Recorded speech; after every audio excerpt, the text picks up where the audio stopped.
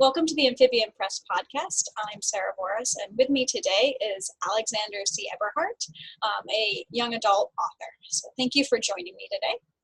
Thank you for having me. Hello, everyone. So you write predominantly queer YA books, excuse me. Yep. There Goes Sunday School, and then also most recently, Locke and West. Yep, that's correct. So if you don't mind, I haven't had a chance to crack open Locke and West yet, because like, my to-be-read pile is giant. I understand.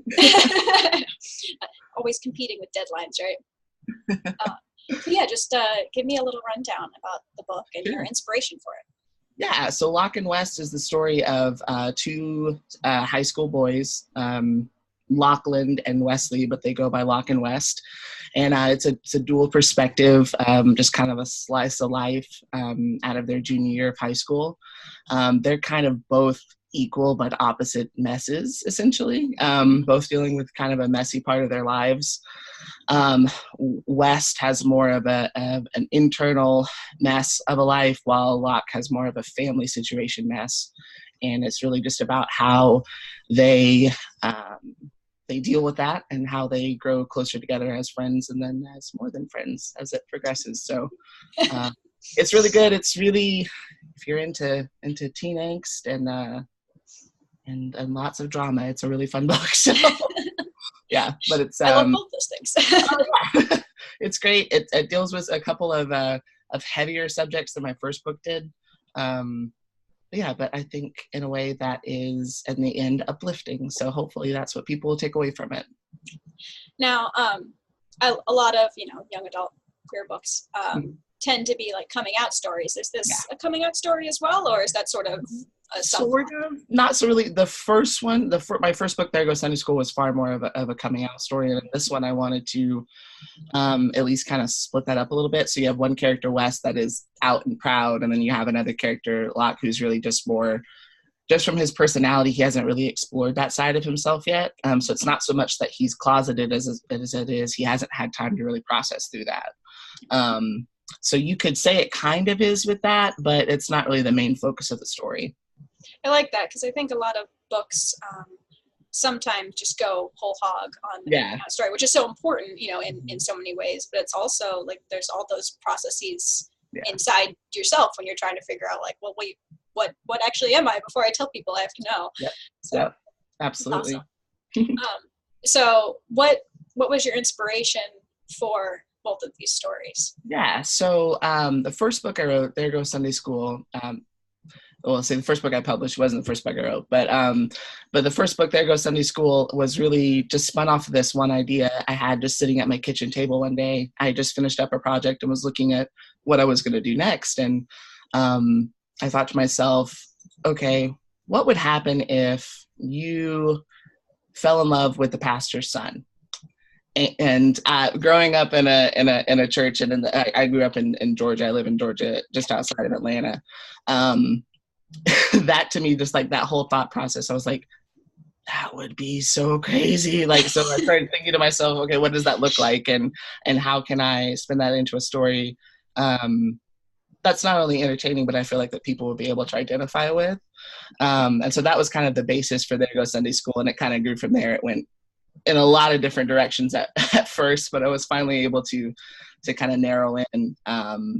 So that was the inspiration for that one. And then Locke and West, when I got done with There Goes Sunday School, I was in the process of querying that one out. And while I was doing that, I was like, I really need something to work on to get my mind off of the whether or not an email has just come into my inbox. So I sat down and just started writing. I knew that I wanted to do a dual perspective for my next book. So I was like, okay, let me just start playing with some characters. And that's how I was eventually able to come up with Locke and West. And originally their story was based in Seattle and there was all this different stuff going on. But I was like, I really feel like as I really want to pretty much focus all of my books in the Georgia area. I feel like that's not, the South is not really a part of the country that's represented with a lot of great queer fiction other than Becky Albertalli. I feel like she's the one that put us on the map, so I can kind of benefit from that. But no, so I was like, okay, let's swap it to Atlanta and let's see what we can do with these two characters. And it just kind of took on a life of its own, and it just grew into this awesome story that I was like, wow, I can't believe I wrote that. This is really good. So, that's a nice surprise. Yeah. Than the other one, right? Absolutely. Oh God, I wrote that. No, it was really funny. I would just read back through as I was going through edits and be like, I don't remember writing that, but it's really great. This is awesome. So let's keep it. All right. That's great. Now, since they both take place in sort of the same region as you said, are there any crossovers? Like, I can't keep crossovers out of my books. I love them so much. There's not yet in my books. I feel like eventually there probably will be, just for places, more likely, because I do use a lot of actual like real settings. So in my first book, There Goes Sunday School, I actually have one of the pivotal scenes between the two main characters happens at a tea shop in Midtown of Atlanta.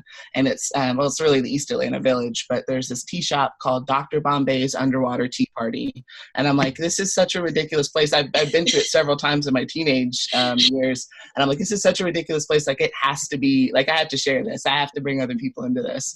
And so it was really cool. I was able to include that in the book. And then also I was able to do like a launch premiere there. Which was just this really awesome experience to be able to share that. But I feel like that's really more of where crossover comes from. It'll be through Atlanta, not so much through characters and just places like that. And there's usually coffee shops in pretty much all of my books. So eventually I feel like they're all going to walk into the same coffee shop one day. So that'll be fun. That'll be a great like little snippet for people who have read all of your work. Be like, oh yeah, gotta catch them all. So this is one of my like more favorite questions, especially talking to queer authors. But when was the first time as a reader you remember seeing yourself reflected in a book? Because I know like a lot of marginalized folk, like we have that moment where it's like, oh, whoa, it's me. I haven't seen this before. Yeah. So when was that for you? I think that was probably. Yeah, it was probably the Mortal Instruments series by Cassandra Clare. Yeah, so it was definitely Alec. Yeah. I see them. Yeah, but yeah, it was probably definitely Alec, the character, which was just something I was like, oh, it's almost my name. Yes.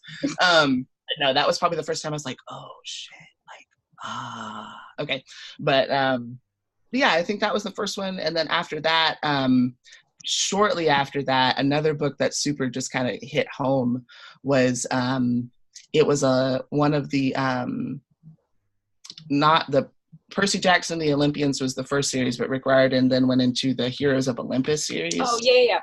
And then one of his characters, Nico, has the story arc where he comes out to Percy anyway, but he comes out and it's determined that he's had a crush on Percy since like Percy saved him from the first series. Right. It's this really awesome like interactive scene between him and Cupid, like the god Cupid, and it was, oh my gosh, it was just like heartrending. But I feel like those two like really shaped my viewpoint. I was just like, oh my gosh, this is what it looks like to read yourself in a book. Like, this is amazing. So those two were definitely probably the things that hit me the hardest. And then as I got into my 20s, there were, a lot of really, really good queer fiction coming out, like Simon versus the Homo Sapien Agenda and One Man Guy and anything David Levinson writes, like all of it. And I was just devouring it one after the other. So I know, I'm so happy to see more mainstream and also obviously like lighthearted and happy endings come into like movies and like huge bestsellers. It's so great. Yes, it's really good, and it's not like everyone dies at the end. So unless they both die at the end, which honestly, if you pick that book up and you don't expect it, I think that's your fault. So it's kind of right there. Literally in the title. So sort of like the second half of that question is, when did you first realize you could write people like yourself? For me, I didn't realize that until like 3 books in. That's a super valid question. I wrote my first book in high school. I was homeschooled growing up, like full on kindergarten through graduation, homeschooled. So I actually wrote my first book as a senior project. My dad was in the graphic design game, and he actually did design book covers as part of his job. So he was great at formatting and stuff like that. So he helped me get it all together. But that book was, as I call it, was a little painfully straight. But no, it was definitely like just. Was also just really bad. I try and forget it, honestly. Like there was no, it's fine. I go over to my best friend's house now, and she's of course, like, she's been married for 3 years, and I'll go over there to hang out with her, and I see it sitting on like her bookshelf along with all these other books, because of course she got one, and I'm just like, I really want to burn it. Can I please burn it? Can we just like light a fire in the backyard right now? But but no, yes, definitely. But no, so after that, I really didn't write for a while. I was working. I worked full time since I was 16, so like I didn't have a whole ton of free time. And the next time I got back into writing, I think, was when I started kind of toying with the idea, and I was like, let's just see what I can write. And at that point, I was actually writing a magical realism, so it was a completely different genre, and it was really kind of be like, it's more about, you know, how the characters feel, not so much like plot points about that. But then it's funny. So I ended up quitting my job in 2016 in May, and I had a couple of months where I was in between work, and I was just kind of figuring out what I wanted to do. And that was when I actually bought Simon vs. the Homo sapien Agenda. And I bought a couple of different, you know, YA queer books, and I was starting to go through them and just like, let me just see what this is about. And I want to write a contemporary, and I want to figure out what story I want to tell. And I got through a couple of them, and I really liked them, and this was really great. And I got to Simon, and I started reading Simon probably at like 4 p.m. That day. And I definitely read through until about 6 a.m. the next day until I was finished. And after finishing that book, I was just like, this is the kind of story that I want to write. This is what I feel like is needed right now. Mm-hmm. So it was after finishing that one that I guess gave myself permission to just go ahead and lean into it and write what I want to write, and, you know, hopefully find an audience that enjoys it. So find someone who feels the same way about that as you did reading Simon, right? Yeah, absolutely. Yeah. So a lot of our, sort of switching gears here a little bit, a lot of our listeners are sort of on their own writing path, various points during that. And they're making the decision between like indie versus traditional, and you're traditionally published. So what factored into that choice for you, and what made you choose ultimately? Yeah, so I was querying There Goes Sunday School for what felt like forever. I think it ended up being 10 months I was querying it. And honestly, I was so like anxiety ridden about the whole thing. It's not for the faint of heart, just forewarning to everyone. And you are going to literally jump out of your seat every time you hear your email go off. So turn it off. Just turn off the notification. Yes. Check it once a day, and then do not check it again. Like, yeah, I had to end up doing that. But no, at the end of the day, I actually found my publisher through kind of an untraditional means. I didn't submit to them. I actually was doing a pitch contest on Twitter. Oh, yeah. Yes. So I had gotten some really good feedback from a couple of literary agents that I had 2 full reads, and they came back with some good notes. And I had one person that actually requested that I rework some parts and send it back, and ultimately that one didn't pan out, but she's like, you know, keep trying. I really think this is a special story. And so I was feeling a little disheartened, but I was like, okay, let me try it a couple more times, and I'll just keep writing and not worry about it. So it was really funny, actually. I submitted that Twitter pitch, and Seven Sisters is my publisher, and they liked it. A couple of people liked it, and honestly, I forgot to check my notifications again. And so 2 weeks went by before I went back and realized, they liked it. Oh man! And so I sent it back, and I was like, I'm so sorry for the delay. Like I just realized that you like this, and sent it in. Too busy. Yeah. Sure, yeah. So I sent it back into her, and so Martina is the president of the publisher, and she was the one that had gone through my submission. And so she read through I think it said the first 3 chapters first. And like, I was driving home from work, I'd sent it from work, and I was driving home from work, and like 15 minutes after I left work, after I'd sent it, she sent me the thing. She's like, let me go ahead and get a whole copy. And I was like, okay, yeah, sure. And I ended up like pulling over the side of the road, and I'm like connecting to my hotspot. I'm like, but no, so we sent it in from there, and she read it and gave it to a couple other people at the publisher, and she's like, give us the weekend to think about it, and we'll get back to you. And the longest weekend of your life. God, yes, it was so long. At that point, I think I had 2 other people that had the full manuscript, and you know, you do the whole thing where you send them the notification and let them know, hey, I've got somebody that's wanting to offer, and give them time to read, and yada, yada, yada. But so I ended up coming back with another offer from another agent, and then an offer from Seven Sisters to go ahead and publish. And really, we just started a dialogue, and I was talking to Martina. She had these really awesome questions once we kind of agreed to go to the next step. And she's like, you know, what do you want out of your writing, and why do you feel like we would be a good fit, and what is it that we can do to help you grow for your next book? And so they asked these really, really great questions. And I think that's really important to know, is that, you know, are you getting in with an agent or a publisher that really believes in your work? And I think that's been the thing that stands out the most between everyone I've interacted with in the publishing world. I have not found someone like Martina who champions my work like she does. I mean, she is absolutely my biggest fan, and I could not appreciate her more. But at the end of the day, it was that responses and that conversation that we had that really honestly made it a pretty easy decision. I knew that I wanted to go with them. Yeah. I think that's true too, because we get so wrapped up in that. Yeah. I spent years querying too, and you get so wrapped up in the like, just anyone, please, anyone. Yes. Yeah. That you don't think about like, well, wait, do I actually like these people? Do they like me, or am I just like a paycheck to them?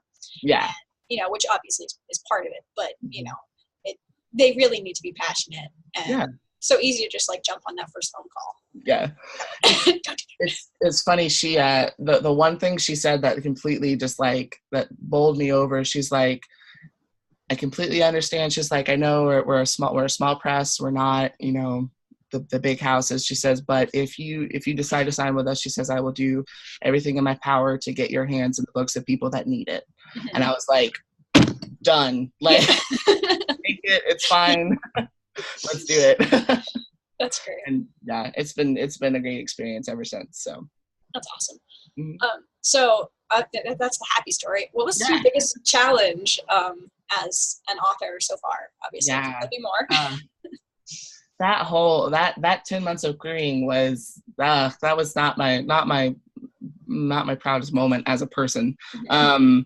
But no, it was just, I think that was the hardest part. It's dealing with, you know, the rejection and, you know, the day, I'm sure, you know, as an author, the day to day, I try and stay off Goodreads and all of the things where people decide they can, anyway. But I think that's the hardest part is it's learning that in this business, you really do need a thick skin.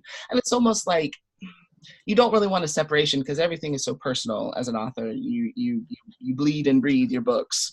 And so when other people decide that they don't enjoy it, which is their prerogative, you know, it's difficult to be able to learn how to process that and not let it affect your future work.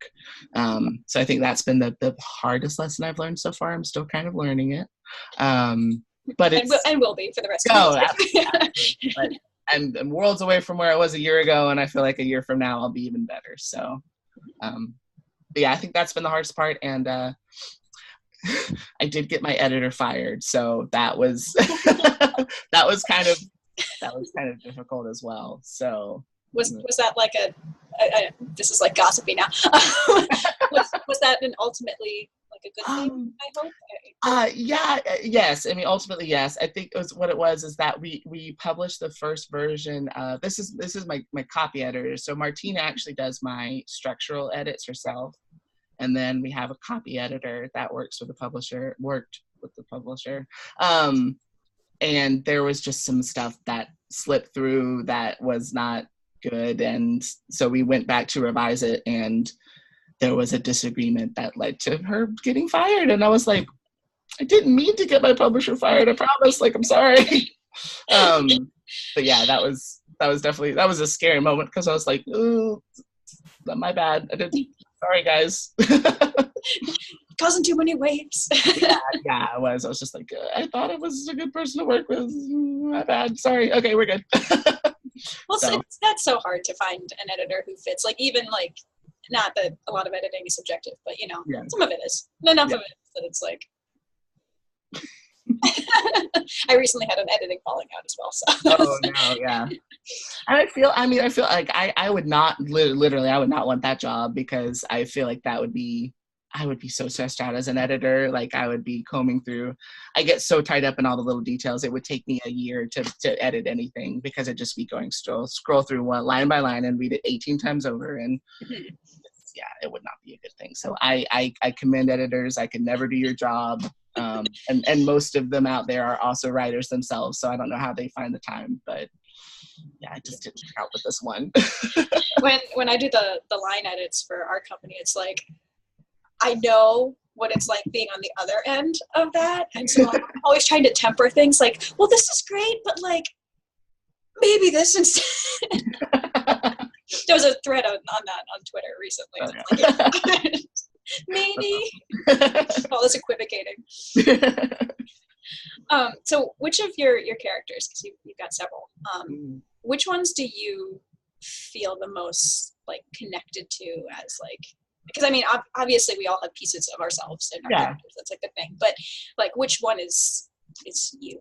I feel like, so I have, so far, I'm through my 2 books, I have, I guess you could say 3 main characters, 3 narrators. And I feel like each of those narrators is like a piece of my personality. So in my first book, There Goes Sunday School, the protagonist's name is Chris. And I'm sorry. It's not Chris. Chris is the boy he falls in love with. I apologize. My books are through, anyway. It's Michael Hernandez. But Mike was kind of born out of a place in my younger years, just kind of as a closeted gay kid going through a church experience throughout his whole life. I mean, I grew up in church since I was born, essentially. A lot of the doubt that he focuses on, and a lot of the feelings that he's processing, I feel like that came a lot from that part of my life. And then you fast forward to Locke and West, and I feel like those 2 narrators, I feel like if you split my personality in half, you would have Locke and West. And so it's one's the more shy, introverted homeschooler, while the other one's the out and proud, flamboyant theater kid. And so it's just like, I am the meshing of these 2 people together. So I feel like each of my main characters so far has been just a little bit of a piece of me.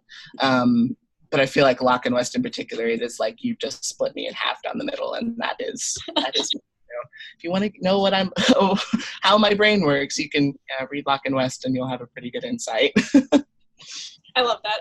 I always feel like people are like, oh well, like one character has to be you. It's like, it's not that simple. I mean, you can't distill. I mean, I guess you can distill someone down to a character, but like, it's not necessarily how the process always goes.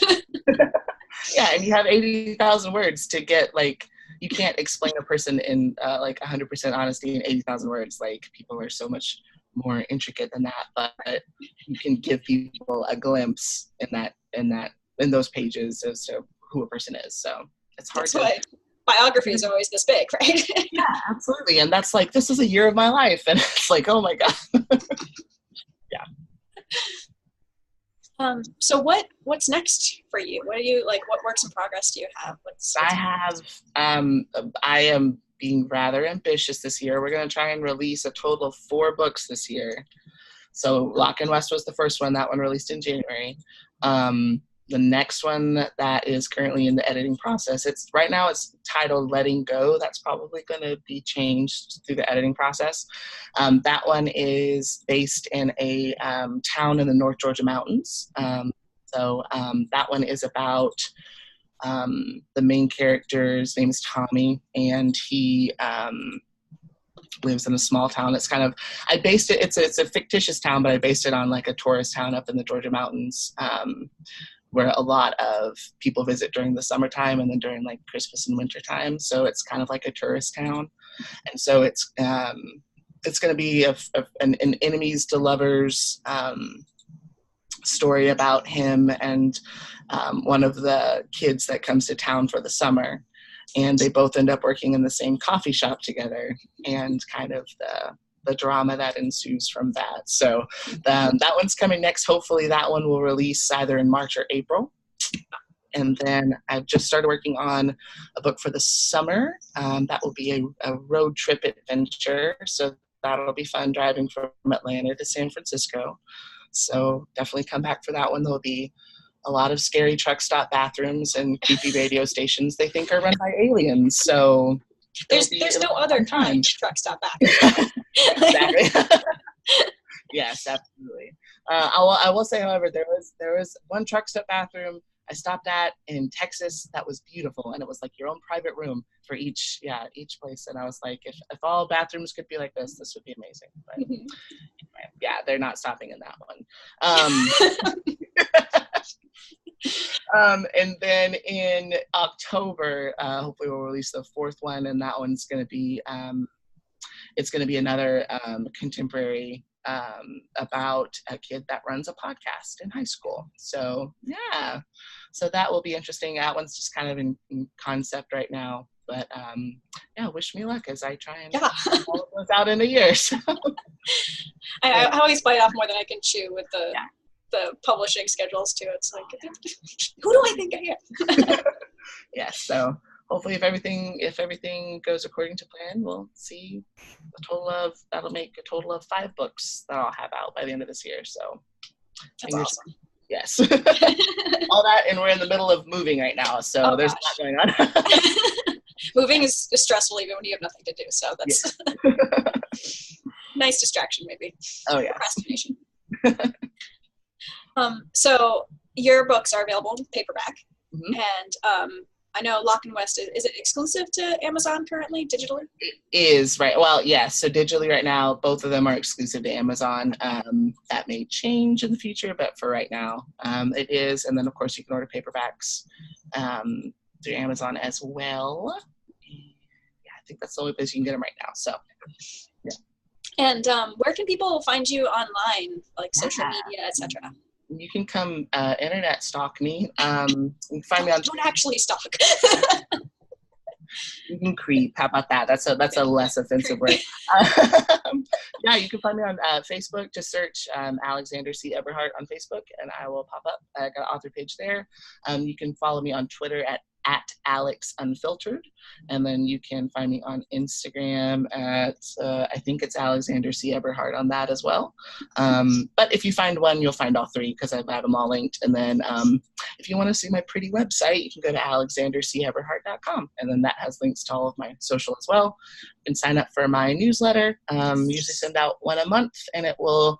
As projects come up, I do send out previews through the newsletter. So if you want to read the first couple chapters of my work in progress, that's the best way to do it. That's awesome. Yeah. Well, thank you for joining me this morning. Thanks for having me. And I'll definitely stay updated on what you're doing.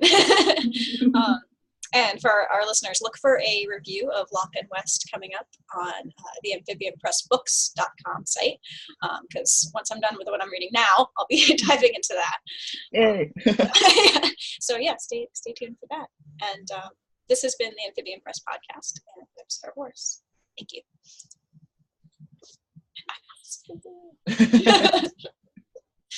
This is what internet editors are for.